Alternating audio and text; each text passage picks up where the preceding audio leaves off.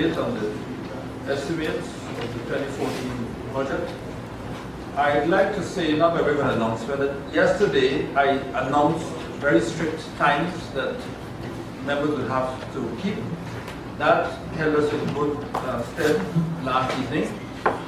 However, individual members have, I wouldn't say protested, but have asked that the Speaker be somewhat lenient, and this is members from both sides of the House. So, there will be, I see Mr. Shadid. No, so, you can see. And so, as I said, I will be giving members, depending on the area and the speech, if I believe they need a little extra time to proceed. So, we will, I believe, commence the day with Honorable Member making a presentation. You may commence.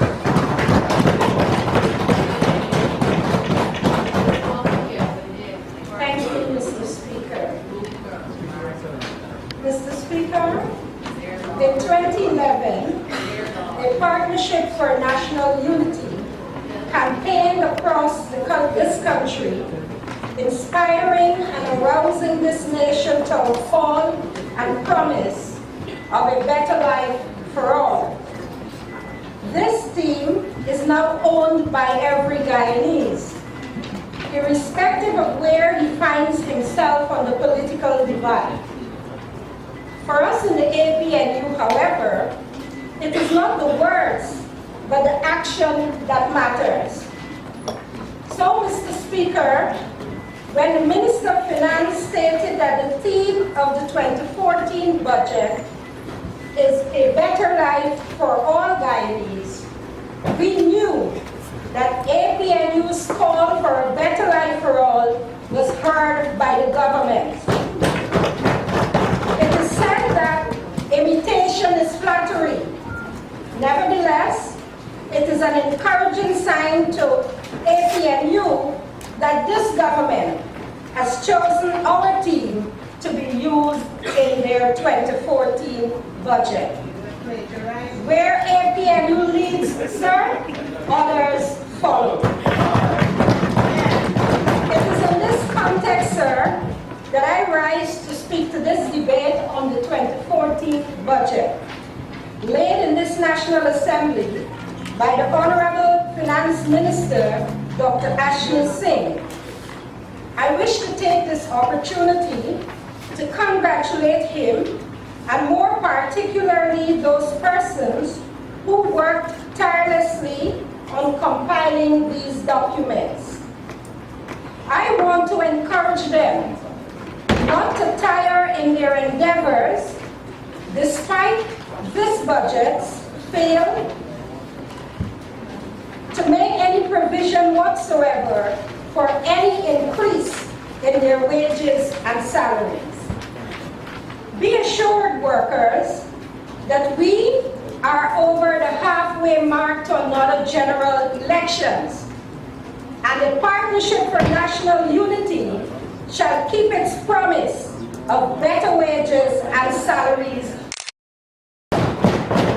We will never hear from an APNU government as the nation heard many years ago, not a cent more. Mr. Speaker, the leopards do not change their spots.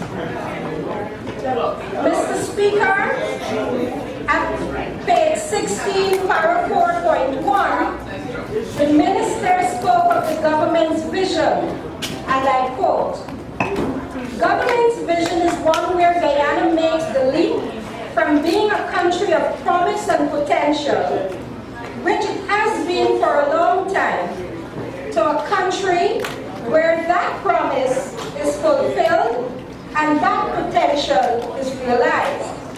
It is one where all Guyanese can live and work comfortably and harmoniously in pursuit of personal prosperity and the collective well-being." End of quote. Sir, these are excellent words to the ear, The minister continues in very much the same vein, and in para 4.3 of the same page, he states, and I quote, "The richness of our human resources are all harnessed in service to the national good," end of quote. Mr. Speaker, having read that, I wanted to see what provision the minister had made to address the levels of poverty in our country, a crucial issue at the heart of our socio-economic development. Sir, I surely expected to read of wide-ranging programs which would address that part of our population deemed to be poor and living under the poverty line. But to my dismay, nothing substantial was evident. Mr. Speaker, one would expect this government to demonstrate its commitment to improving Guyana's Human Development Index ranking of 180 out of 185 countries. Perhaps the minister in his response will tell us what measures the government has put in place to decrease our present Human Development Index ranking. Where is the human face of the government? Our teachers are migrating by the hundreds because of poor salaries. Our policemen work for a pittance and are disgruntled. Small wonder that there are so many roadside courts. Our pensioners barely eke out an existence, and other vulnerable groups suffer as poverty escalates. Political officials and some privileged contract workers, sir, live on the fat of the land and fly when they are sick on their jets to get medical attention, while the majority of sick people can't get basic medication. Stop News on September 15, 2013 carried an article entitled "Guyana and its Human Resources," which spoke to the trend that has been taking place forever long, but one that seems to have gathered speed over time, with no discernible policy to stimulate such an increase. Mr. Speaker, it is appalling to note that for every 3 young persons you engage in a conversation, 2 plan to migrate. This remains the case, notwithstanding the penultimate sentence in para 4.3 of the budget speech, which reads, and I quote, that Guyana is one we would all be proud to call our home, end of quote. Mr. Speaker, the minister has not mentioned a P, much less a peep, about how we are going to retain our skilled Guyanese.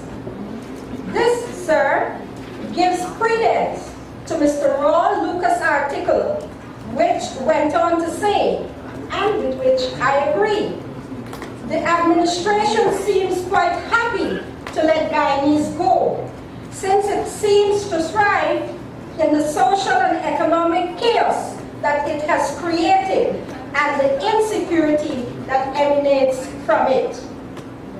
Mr. Speaker, so many omissions, so many areas not addressed.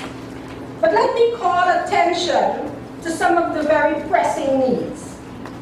I would like us to take a closer look at a special group of people, our differently abled. Mr. Speaker, unlike many of us, there exists in our society a group of persons who, unlike some of our youth, are unable to seize the opportunities to migrate. These persons continue to be left by the wayside in the minister's plan each year and are only given recognition during special occasions such as the UNICEF Day for Disabled Persons. After much lip service, these persons with disabilities are still to be properly recognized as important. The Minister of Human Services and Social Security could not say it loud enough last evening when she said that you judge the humanity of government by the way they treat their seniors and differently able. By her own measurement, her government would be declared inhumane. Mr. Speaker, the APNU calls on the government to rigorously review its programs with a view to comprehensively and cost-effectively assisting the differently able in our society, for they too deserve the right to a better life. Sir, a visit to the David Rose School in Thomas Lance, Georgetown, tells a sad story. Teaching methods, resource materials, and the environment take you back to the 16th century. The teachers and caregivers all should be given national awards for teaching differently abled children in the 21st century with methods used in the Middle Ages. The School for the Blind housed in the St. Rose's School is the most inappropriate place for any child, much less a child with disability. I call on parliamentarians to visit that area set aside for these children, especially at lunch break, when you see the horror which takes place there. The minister is saying that she's removing them, and I'm happy to hear that. The conditions are deplorable for a lack of suitable accommodation and 21st century teaching materials. Children are our most vulnerable group. A group of global leaders said at a UNICEF conference last September. They said that children can't wait, sir, as they are voiceless and hope helpless. Did not our Lord say to suffer the little children to come unto me and forbid them not, for theirs is the kingdom of heaven? Mr. Speaker, it is a fact that our society lacks information on how to treat persons with disability. And as a result, disabled persons are sidelined and oftentimes their needs are misunderstood. Madam Minister of Education, it is time we have a reformed program for educating our differently able children so that those less challenged can be integrated into the regular schools and others can be taught, where possible, to be independent and go on to live a good life. Mr. Speaker, as we look around us, we cannot remain oblivious to the many young adults who are disabled in our society. Hence, it is also imperative for our government to make provision for them in every possible way. We note the following. Buildings continue to be constructed with no ramps for the disabled. That disabled persons must compete with able-bodied persons at many places of business, even government offices. Despite the reprint of the $1,000, $500, and $100 notes, no features were added to assist the visually impaired to identify these various notes. They are still being discriminated when seeking the use of public transportation. Are you disabled, honorable member? The failure to encourage the sale of computer software, for example, audiobooks, audio watches and clocks at VAT-free and subsidized prices. Mr. Speaker, allow me to reiterate that the government must allocate funds to provide buses for disabled persons, ramps and special seats to cater for those persons with cross disabilities. Our differently able, a grave omission, Mr. Minister. Alcohol abuse. Mr. Speaker,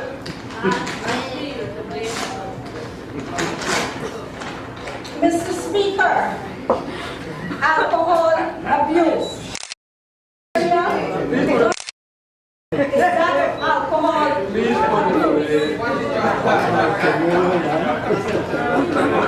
Time has come, Mr. Speaker, for us to look at those factors, Mr. Speaker, that we should not get rid of. The time has come, Mr. Speaker, for us to look at those factors which can cause persons to behave and act in a violent manner. One of these factors, sir, is the consumption of alcohol. In a workshop conducted by the Ministry of Health and Farm in April of 2009, it was revealed that alcohol has been identified as the country's #1 drug problem. Alcohol is consumed by a large percentage of adults, teenagers, and surprisingly, a growing number of young women in our society today. As a result, several problems have emerged in our society and in families. While people indulge in the consumption of alcohol as a means of relaxation and to forget for a moment about their many problems, Mr. Speaker, it is unfortunate that their thoughts do not linger on the negative effects which can arise. Studies have shown that consumption affects one's judgment, mood, reaction time, physical coordination and concentration, and most times lead to inappropriate sexual behavior, unwanted pregnancies, and many times violence. Yet, Mr. Speaker, according to the man in the street, alcohol is the cheapest commodity on the market and continues to get cheaper as vendors continue to operate outside and above the laws. Mr. Speaker, during the conference, the then Health Minister, Dr. Ramsamy, told this nation, and I quote, that Guyana is now one of the countries to become engaged in the evaluation of the impact of alcohol and life in Guyana, end of quote. He was further quoted in the Culture News article of September 2009 as saying, and I quote, apart from being one of the primary causes for underdevelopment in Guyana, alcohol has also been identified as the country's #1 drug problem. End of quote. What steps then is the government taking to monitor and curb the high alcohol intake, which is at the core of the loss of life through accidents, not to mention, sir, the alarming incidents of violence and violent-related activities? What about other factors leading to violence? Little or no schooling, dropouts, lack of guidance and counseling. Moreover, Mr. Speaker, I am concerned, like several members of the teaching profession, of the high rate of consumption by our children and women. The easy access with which our children acquire this drink is worrying and ought to be a concern to us, the legislators, and the government. The issue in 2013 of over 114%, the increase in 2013 of over 114%, according to the reports from the Ministry of Labor and Social Security, in the number of children before probation officers, those sent to New Opportunity Corps, those under supervision, those on parole, coupled with the many cases which never passed through our system, is alarming and worthy of our attention.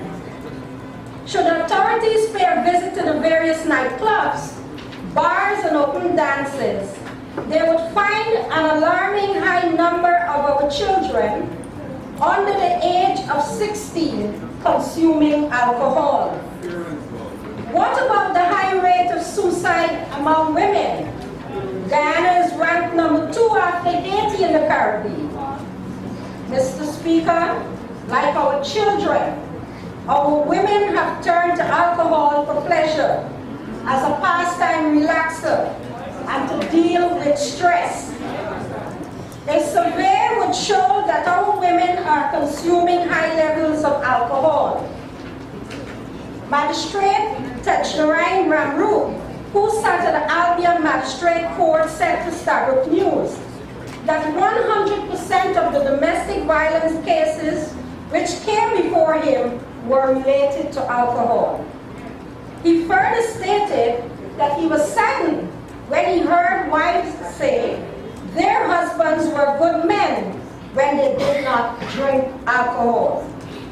He also mentioned Blairmont and Pokwani magisterial districts, where he saw more and more women appearing before the courts for abusing men while being under the influence of alcohol.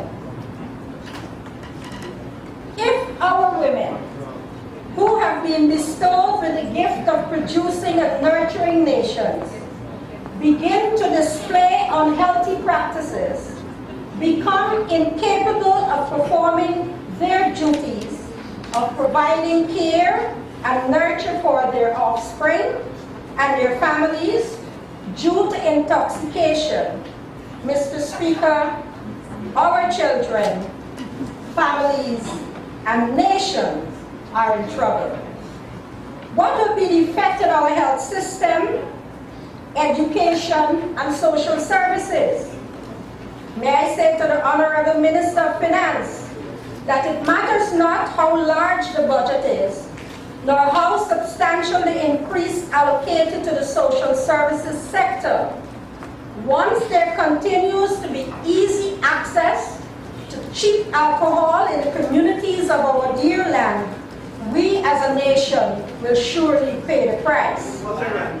So, Mr. Speaker, I urge the government to stop covering for its friends and address this country's #1 drug problem, which according to Minister Ramsamy is that of alcohol. Another area of concern, the girl child and her concerns. We surely need to pay more attention to the girl child and her concerns and vulnerabilities. Mr. Speaker, on December 19, 2011, the United Nations General Assembly adopted Resolution 66/170, declaring 11th October as the International Day of the Girl Child, to recognize girls' rights and the unique challenges girls face around the world. The fulfillment of girls' right to education is first and foremost an obligation and moral imperative. There is also overwhelming evidence that girls' education, especially at the secondary level, is a powerful, transformative force for societies and girls themselves. It is the one consistent positive determinant of practically every desired development outcome, from reductions in mortality and fertility to poverty reduction and equitable growth. Having said that, I wish to inform you, Mr. Speaker, and members of this honorable House, that our nation faces a threat, not from outside forces, but rather, sir, our girls, but rather from inside. Sir, our girls are in trouble.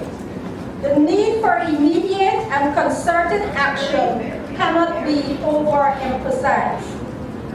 Sir, I speak of motherhood in childhood, quite nicely put by UNFPA State of World Population 2013 report.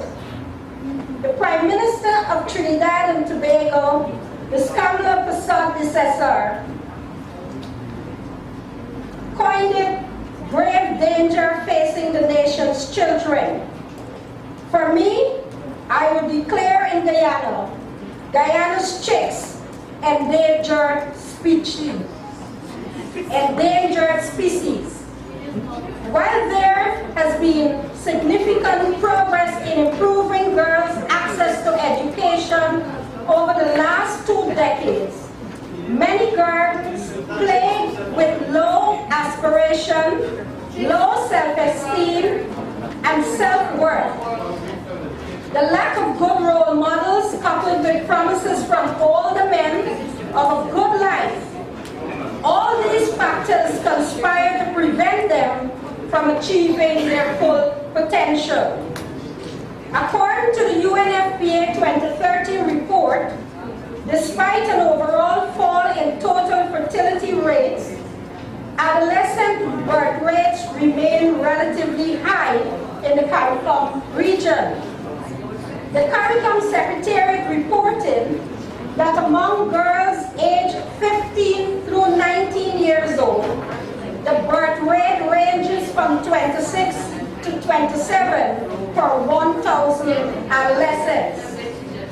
Guyana, it is reported, have one of the highest teen pregnancies rates in region. Our problem in Guyana is that everyone knows that there are children under the age of 16 years. Mr. Speaker, can I have some protection? That are sexually... One second, Ms. Lawrence. Other members, you're doing well. I'm not here, Ms. Lawrence. Thank you very much. Thank you, sir.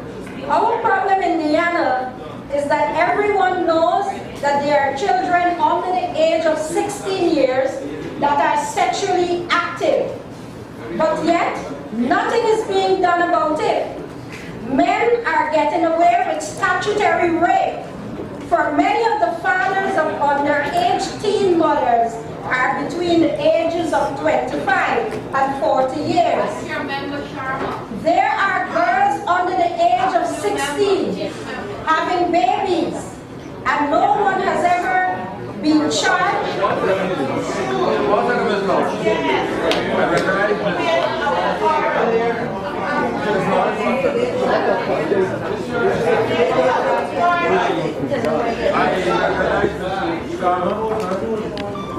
Mr. Speaker, the honourable member, Ms. Manichan, referred to Sienna Sharma when the honourable member was speaking about rape or statutory rape or something like that.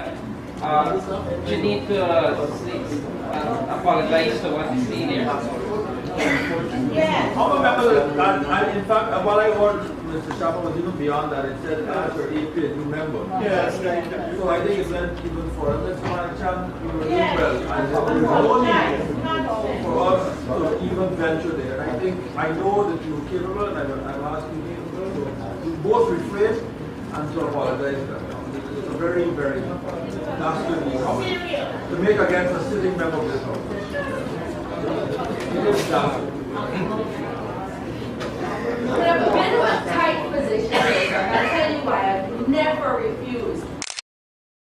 But it goes against no surprise children. Ms. you to speak to this assembly. I'm not speaking. Very well. On any day, on this debate. If that is the attitude you're going to take. Against a sitting member of this house. I was not, I did not that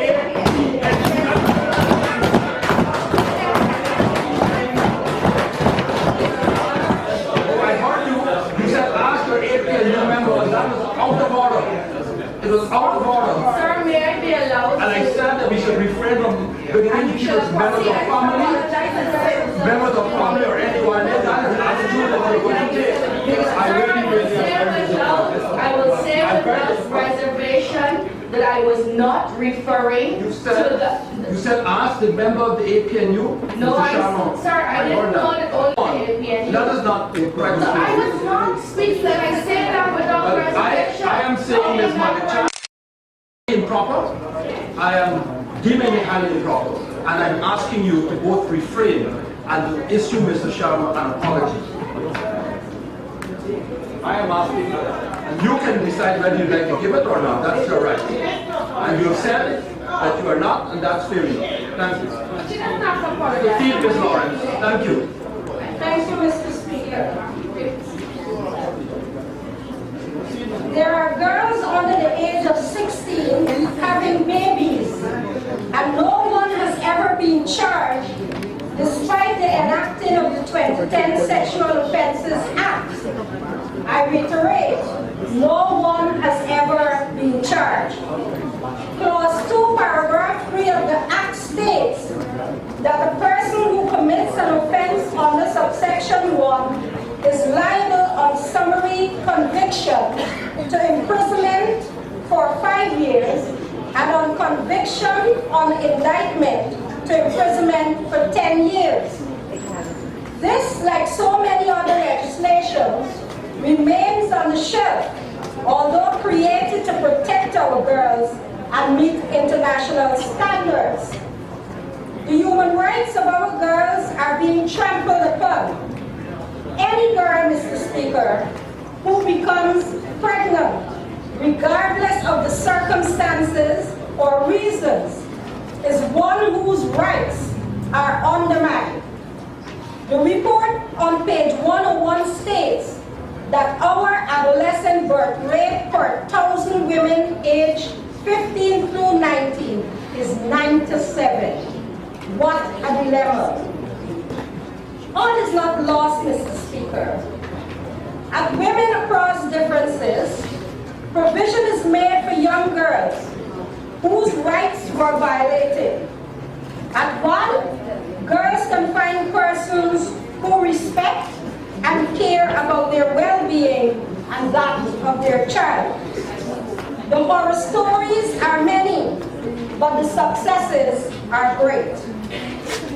Despite our education policy that girls may return after delivery to complete their education by enrolling in another school, very few do so, given the challenges they face. Someone to keep the child, abusive partners, neglect, hunger and homeless, lack of family support.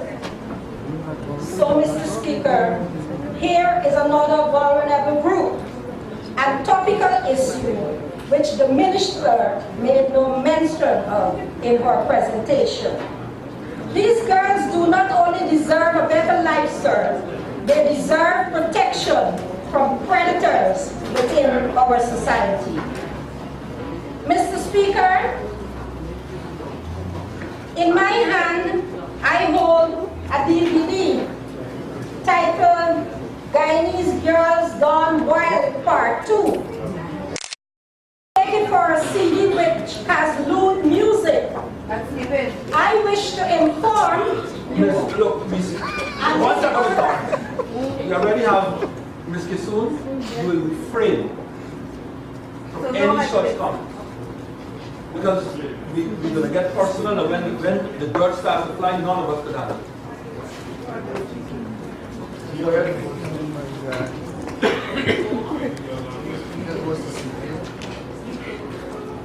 Mr. Speaker, one may mistake it for a CD which has lewd music. However, I wish to inform you and this honorable house that it is not so. Rather, sir, it is a phonograph or a PM. Mr. Speaker, I hold in my hand another form of exploitation of our teenage girls and girls old. These can be had across the length and breadth of our country. And just like alcohol, it is big money business. Graphic films cut across all barriers, race, class, color, and age.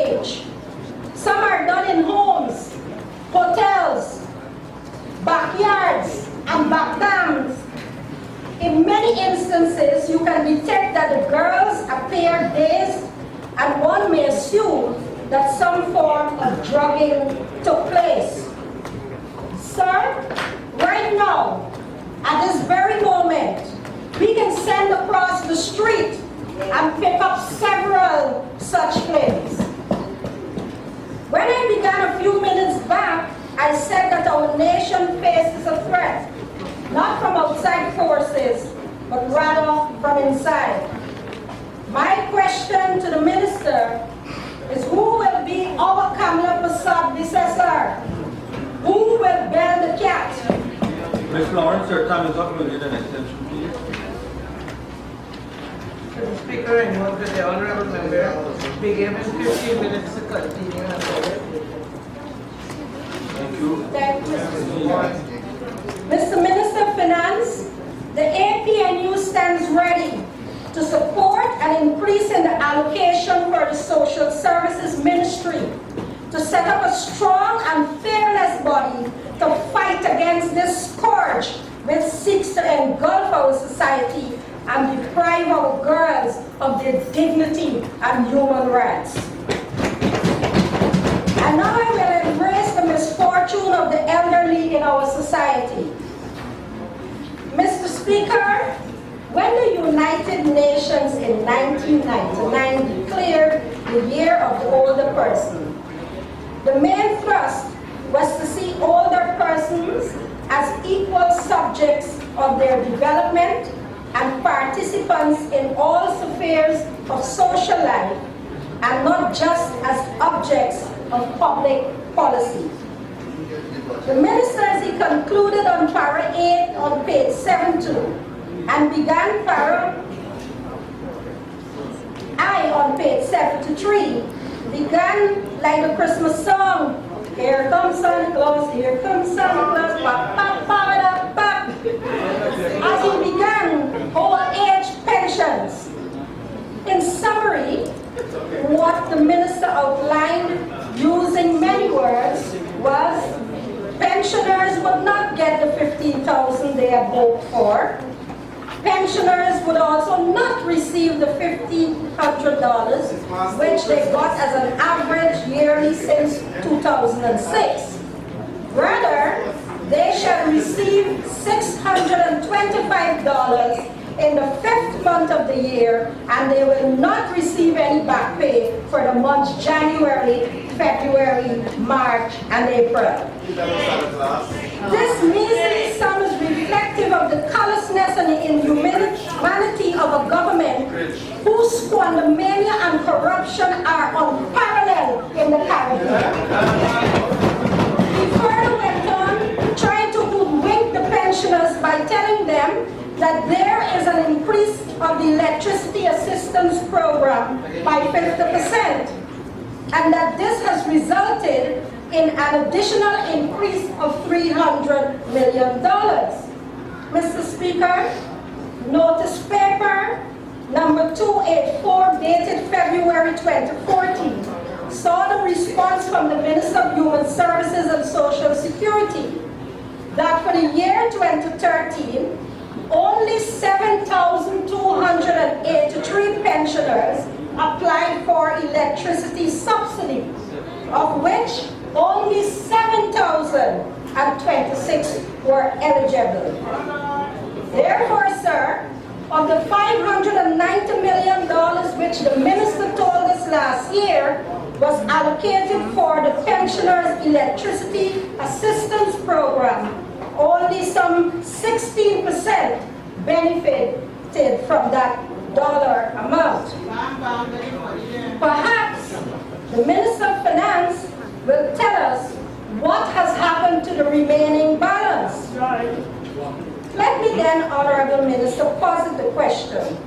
Why did you not give the pensioners $1,500?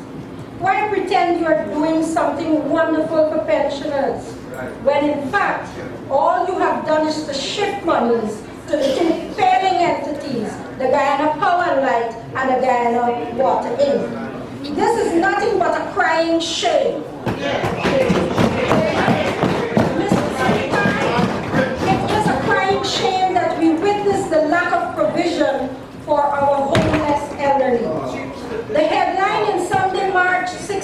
Cultural News, abandoned elderly patients at GPHC attest to this. As far back as 2003, studies were done on the elderly in the Caribbean. We were told that older persons in the Caribbean are living longer, and the United Nations HDI Report 2013 reported that a Guyanese life expectancy at birth is 70.2 years, up from 69.2. Mr. Speaker, one would expect that a caring government would plan for the provision of health care, increases in pension schemes, both contributory and non-contributory, increases in housing or homes for the elderly, and in some cases, assistance to caregivers, indigent homes, to name a few. Further, Mr. Speaker, over the years, there have been consistent increases in the number of residents at the Palms and the Night Shelter, which is now a 24-hour shelter for the indigent and less fortunate in our society. Mr. Speaker, after telling this Honorable House last year that $54 million was provided to complete and operationalize the Hugo Chavez Center, which would cater for 180 street dwellers.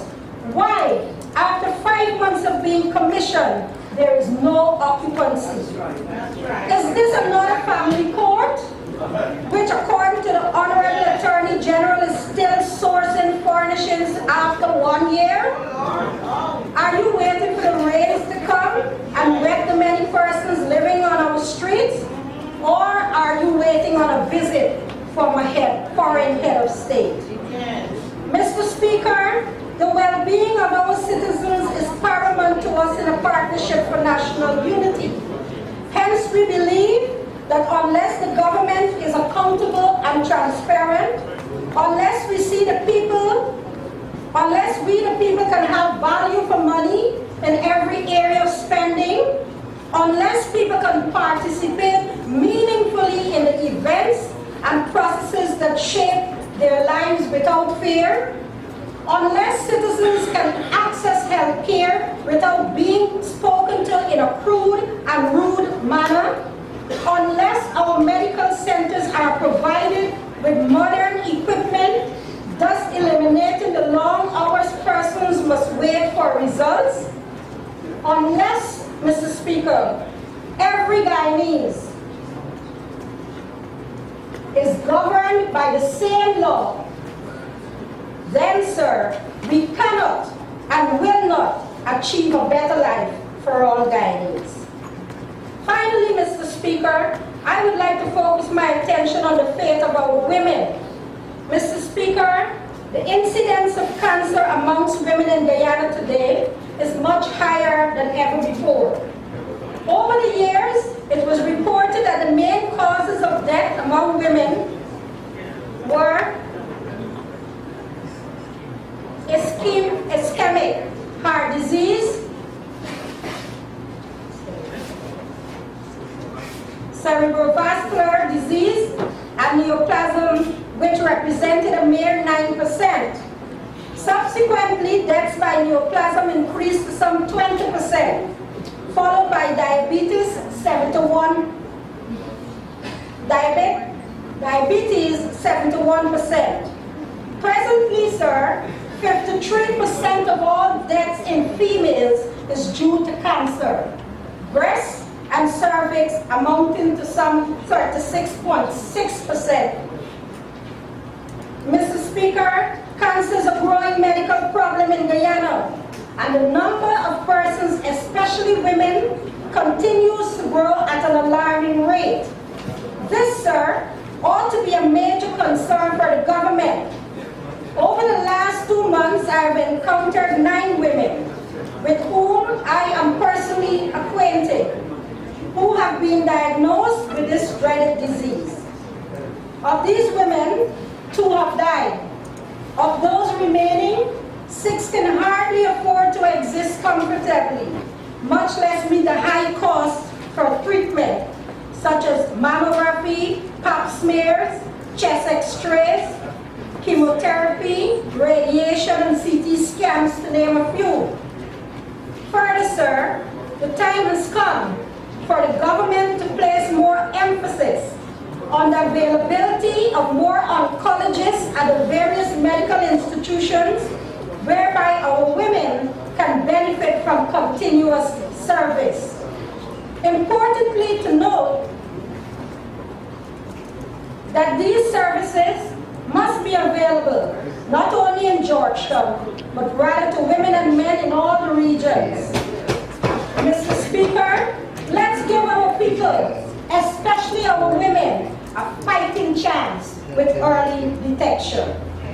The subsidizing of these expensive medical tests, I assure you, Minister, would certainly increase the chances of these gynaes enjoying a better life. Rights of our pregnant women. While employers are not legally obligated to make it easier for a pregnant woman on the job, it is illegal, however, for employers to discriminate against women because of their pregnancy, Mr. Speaker. It is expected that the women in our society, like those in developed countries, will be given protection by their government. Likewise, it is expected that the working women in our country will be protected by our government, and more so the Minister of Labor, Human Services and Social Security. A chat with our young girls and women, especially those who work in the hospitality, security and commercial entities inside and outside the city, reveals their daily exposure to the blatant discrimination which they face at the hands of their employers. Mr. Speaker, these women are robbed of their earnings on a weekly basis. The calculation of their overtime pay is always incorrect. In most cases, when challenged, they are threatened with dismissal or told that there is no time to pursue stupid requests for recalculations. They are required to work long hours, carry large boxes up long flights of stairs, work in stock rooms which have no proper ventilation or cooling equipment, such as fans or air conditioners. Mr. Speaker, what is most alarming is the continuous deprivation of NIS coverage for these women. In most cases, one of the following applies. Amounts less than that deducted from wages and salaries are paid to NIS. It is said that employers note smaller salaries on their contribution forms. No contribution is remitted to NIS, though deductions are made from employees' wages and salaries. Remittances are always paid long after deductions are made. In addition to the aforementioned issues, those women who become pregnant are not paid their 30% as required by the National Insurance and Security Act. Mr. Speaker, this very act states quite clearly that women are entitled to a further 13 weeks if they are incapable of work as a result of complications arising directly out of the pregnancy and delivery. Mr. Speaker, the time has come for the Minister of Labor, Human Services and Social Security to bring to this House a bill on maternity protection, one which no doubt will provide the much needed protection to women who work in the agriculture, domestic, helps those in hospitality and commercial industries. Mr. Speaker, to all working women, skilled and unskilled, for these persons to deserve a better life. One cannot deny the fact that our women are being trained under the BIT single parent training program.